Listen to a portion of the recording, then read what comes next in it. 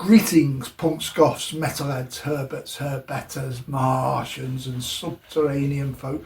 How are you all doing? Well, today's video is called So You're Just Getting Into Goth. What it is, it's going to be a video giving some hints and tips if you're just starting out getting into goth, whether you're a younger person or an older person.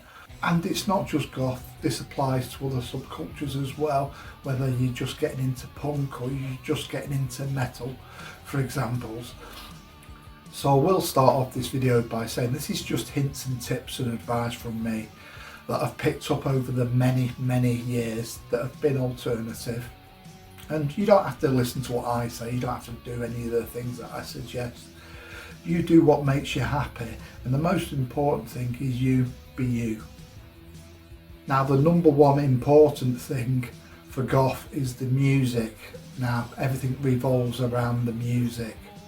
So these days you can just go on YouTube and you can search classic goth bands, new goth bands or whatever, and it'll throw up a load of videos that you can watch, and you can get a feel for what gothic music is about. Now, a thing I use and that I recommend is Bandcamp. It's got lots of older bands on there, and it's got lots of the newer ones as well, and it's a goldmine for discovering new goth bands.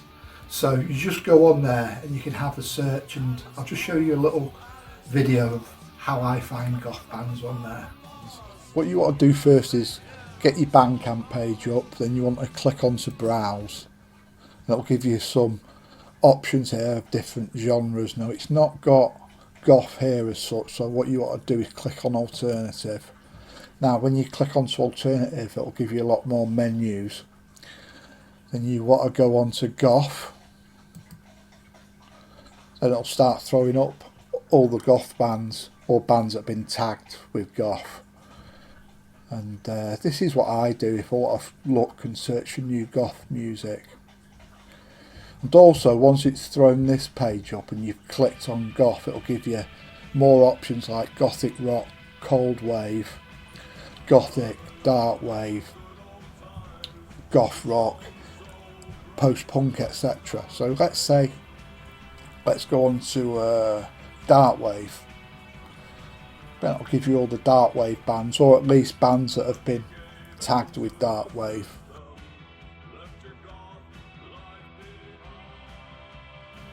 And honestly, there's so many new goth bands out there just waiting for you to discover them.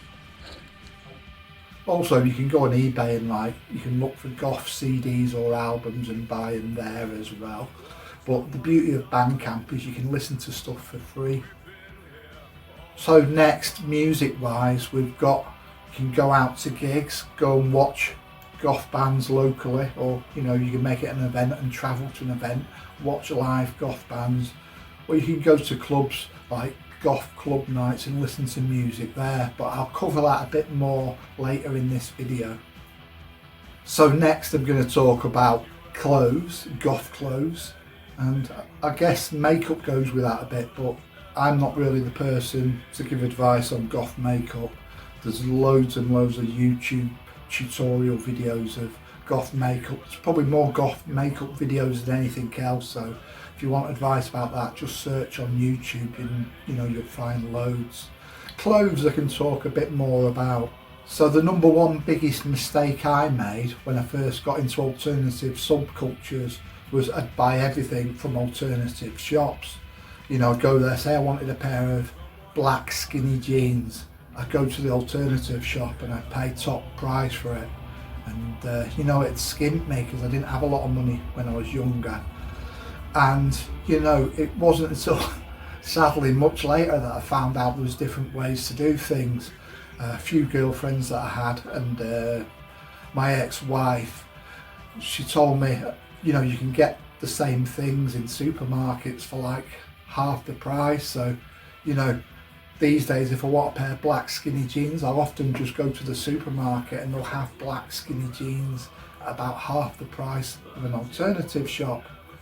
Now, I do agree with supporting small independent businesses, But some small businesses, they are just buying their stuff from like China or India, and I know because I've got a few friends who work in those type of shops. So, you know, what do you do? I'd say, you know, if you're short of money, just buy what you can afford. Fast fashion wise, I don't really buy fast fashion from like, you know, Temu or Wish. Reason why is I don't like the fabric of a lot of the stuff, and you know, I wouldn't trust how much I can wash the thing, so I'm not really a fast fashion person. But again, I don't see there's anything wrong with fast fashion if that's all you can afford. You know, you've got to think about, you know, you've got to be able to feed yourself, pay your bills. So if that's all you can afford, then I'm not going to knock you for that. Now, what I will say is small independent businesses that make their own stuff, like for instance, I used to have this absolutely lovely jumper. It was a crocheted forks mohair, black and neon green, sort of holey jumper with big holes everywhere. It's just the way it's made, and I loved that. And that was handmade, and it was £45, which I thought was a bargain. This is about 10 years ago. And I thought it was a bargain for the amount of time it taken someone to make that, and I was happy to pay that. Sadly, I lost that jumper, and I'm going to look into getting another one. And also you get small independent businesses that make their own jewellery, like gothic jewellery, candles, you know, different things, and I wholeheartedly support these businesses. And sometimes it can be a little bit more expensive just for the amount of work that goes into them. But when I've got the money, and I don't always, but when I have got the money, I do try and support those businesses, but I can't do it all the time. Sometimes if I'm really skint or I haven't got a lot of money, I just have to buy what I can afford. And you know, there's nothing wrong with that, because we've all got to survive, we've all got bills to pay as well.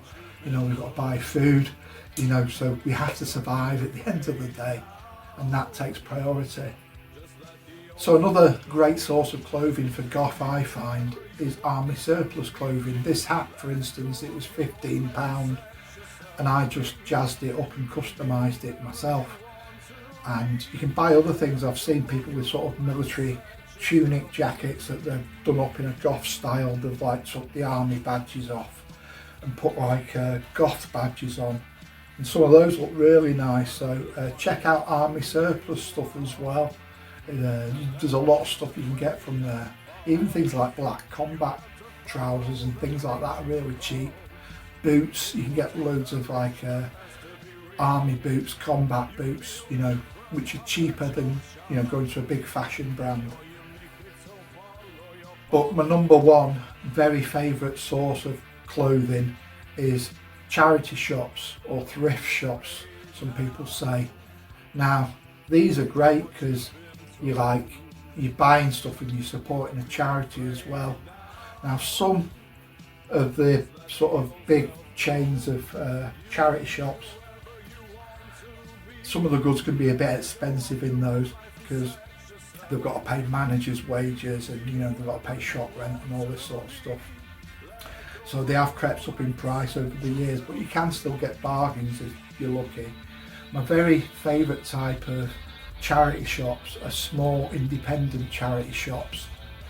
For example, there's one called Millstream Animal Shelter, and that's an animal shelter for cats. And I've been there, and you go there and you're directly donating to their charity, and the things are really cheap, and they have some great items, and you can see all their resident cats, because some of the cats live there permanently because they can never be rehomed, and they just wander about the place. So it's really nice going there. I might actually see if I can do a video on there one day, because I like it. And yeah, the prices are really cheap. It all goes direct to the charity, and you do get quite a lot of these type of charity shops, and I do recommend choosing those places first. For instance, I went in and I bought this cat toy. It was like an electronic cat toy, probably about £20–30 new, and it was still like brand new, unused, and they wanted £1.50 for it. So I went to the counter and I gave them £5. I said, keep the change, you know, it was well worth £5, and that extra £3.50 went to the charity, you know. So I do agree with supporting small independent charity shops in general, but my favourite are small independent charity shops. And the good thing about supporting charity shops is that it can offset some of the other things. Say you've bought some fast fashion stuff, then do your bit as well by buying some second-hand goods as well. Clothes wise, I'd say mix and match as well. You can have some plain stuff and you can add accessories to it to make it look better.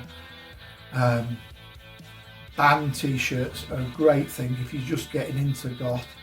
Band t-shirts, like say you've got like a Cure t-shirt and you're wearing it with other stuff that you've got, or maybe a Sisters of Mercy badge or a patch, adding it with other stuff that you've DIY'd yourself or customised yourself.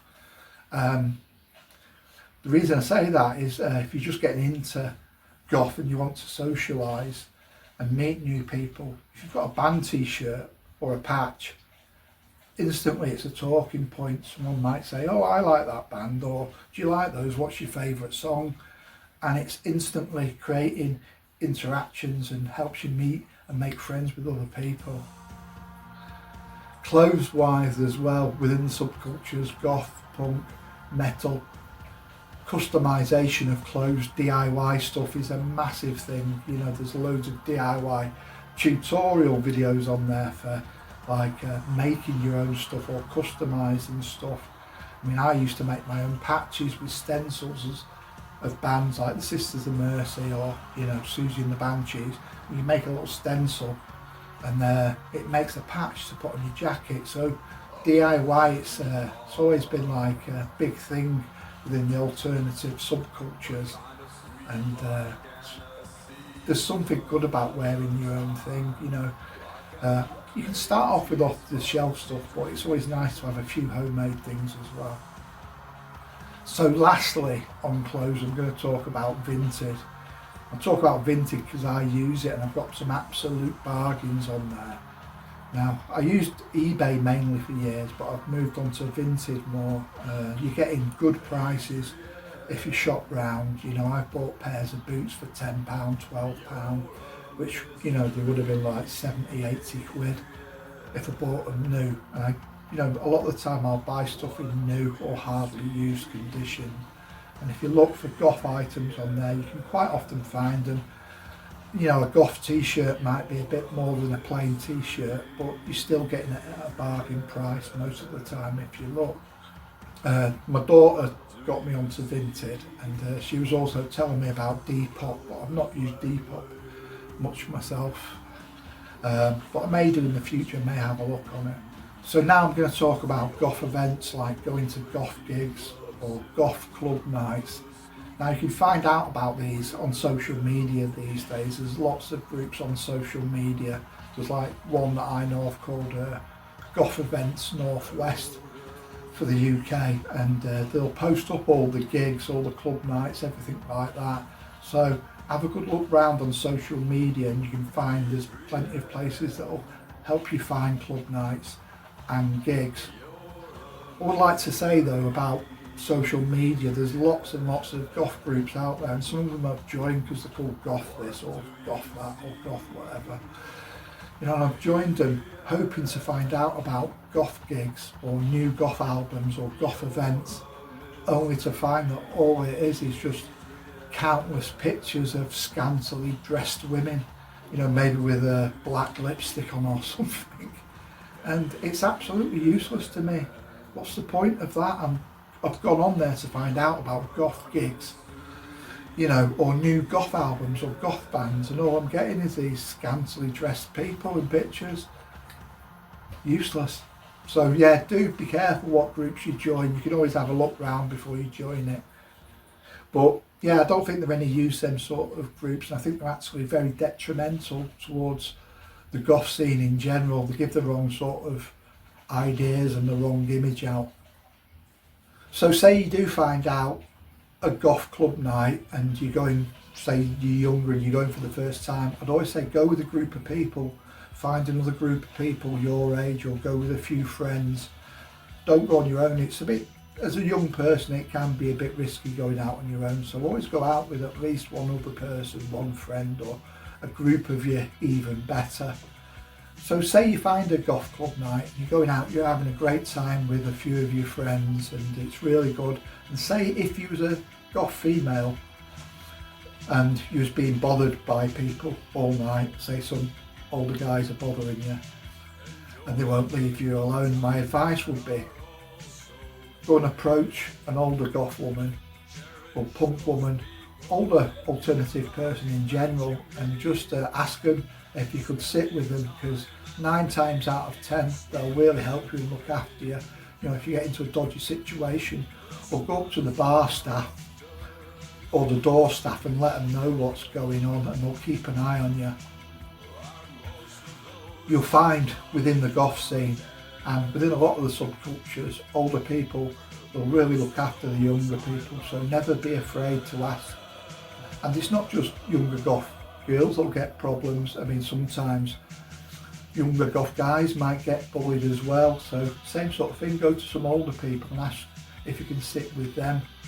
You know, it's not a problem, and we like helping younger people out. I've had it myself when there's actually a guy, a younger lad, and he was being bullied by some older people, and he said, can I sit with you for a while? This guy keeps picking on me and bullying me and he won't leave me alone. So I said, yeah, come and sit with us. And the bully didn't bother him again when he seen him sat with another group of people. So yeah, don't be afraid of asking people for help if you need it. We're generally a really nice bunch. And as well as that, all the usual advice like watch your drinks, don't leave your drinks unattended in case they get spiked. You've got to be careful for things like that. I don't want to put people off, but you've got to be aware that there is risks as well. But generally, 9 times out of 10, I think you'll have a great time. And with goth gigs, the same kind of thing applies. Always go with a friend or two. And, you know, just be wary a bit. You know, it's the big wide world out there. But again, 9 times out of 10, you'll be perfectly fine at goth gigs. And, you know, older goths do tend to look out for the younger people. Now I'm going to talk about goth YouTubers next. Now YouTube is a far better place for goth these days than it used to be. I can remember, you know, 5-10 years ago, it just seems to be loads of edgelords on there.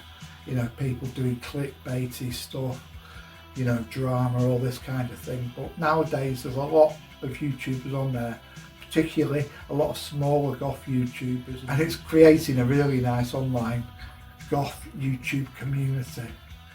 So I've looked at loads of goth YouTubers and I'm subscribed to loads of them. So what I'm going to do in this video, in the description below, I'm going to add loads of links to goth YouTubers that I think are sound people and generally positive and helpful people.